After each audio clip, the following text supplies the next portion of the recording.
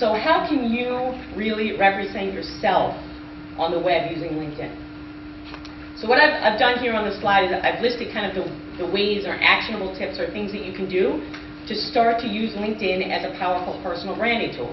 What I tell my LinkedIn trainees in the LinkedIn course and workshops that I do is even if you guys have a LinkedIn profile and you've been using LinkedIn since like myself, like 2003 or 2005 or whatever it is, you should stop and go back, look at your LinkedIn profile, your LinkedIn presence, and say, does this personal brand reflect who I am today, or more importantly, where I'm going?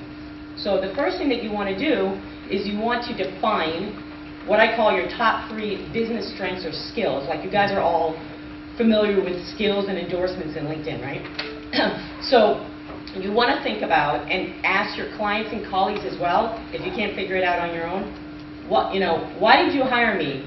What is it about me that's so different from anybody else that you actually contacted me? What are my strengths and what are my skills? Because out of that, you're going to be able to really determine things like your personal brand keywords, what you put in your headline, and how you promote yourself. At the end of the day, if you have a plan, like any marketing plan or online marketing plan, if you have that up front, your opportunities for success are much greater.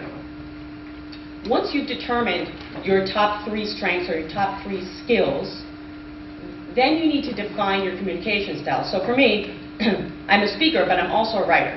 And I'm going to talk a little bit today about my LinkedIn book. But so you want to determine where do I have talents, right? Am I more comfortable talking in a room with people, leading a group, writing an article, doing video, writing blog posts? Maybe, I like to do, personally, I like to do podcasts and audio because I like my voice better than video, as I was telling Greg this morning.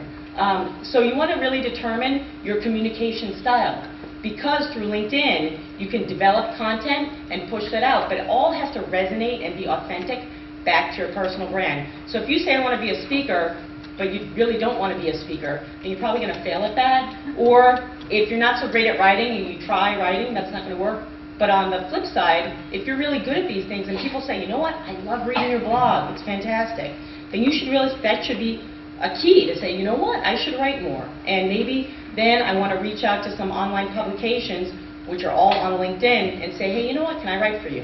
So your communication style, defining that, would be the second actionable tip that you can do. I talked a little bit already about engaging content. The key word there is really engaging. It's really about having content like video, right, with the stat now of over 1 billion tablets being sold by 2013, right? You want to think digestible content. What does my consumer, or my customer rather, in B2B do, right? Do they read? Do they watch video? Do they watch video but then read as well? So you really need to think about the content, how they digest it before you start spitting out all these status updates and just putting presentations and slideshare on your LinkedIn account. You really need to think about, what does my target audience need? What information do they need, and why would they even listen to me? Your keywords.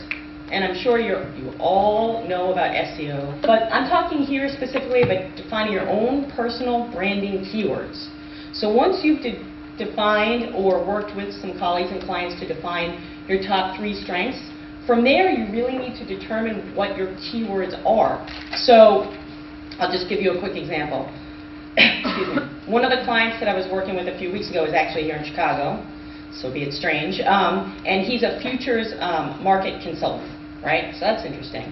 He comes from a background of 30 years working in the financial services industry, working with brokers and doing futures market consulting, okay? So he wanted to then go off on his own and be a coach to brokers and a coach to financial institutions to teach them how to use the futures market, right, to fatten your portfolio. I'm not a financial services person, but I learned a little bit in this project. So some of the keywords that we then developed for him were all around futures market consulting, broker management, coaching for brokers, right? So those were the keywords. So then when somebody from I don't even know if these companies are still around, JP Morgan comes out, I don't know, all the changes in the financial world, right?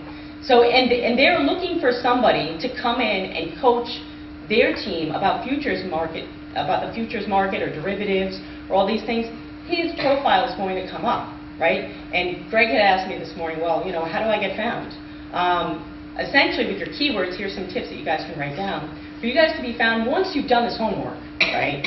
Once you've done this homework, and you've defined your keyword phrases, then you want to make sure that those keyword phrases are within your headline, in your summary, and within the titles of your job descriptions, as well as your skills. That's some general information that you can do today. All of these things need to tie to your brand goals, right? So who do you want to be in life? Okay? So it's not unlike, or rather, if, let's say you own a business, right? And you're a solopreneur or an entrepreneur, and the way that you're going to drive business is really through your personal name, then that should be one of your brand goals, to drive leads through people finding you through your own name.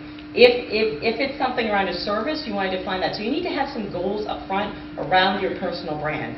And then basically manage your personal brand throughout, bless you, LinkedIn, and then go ahead and monitor and manage how your activities are reaching those brand goals.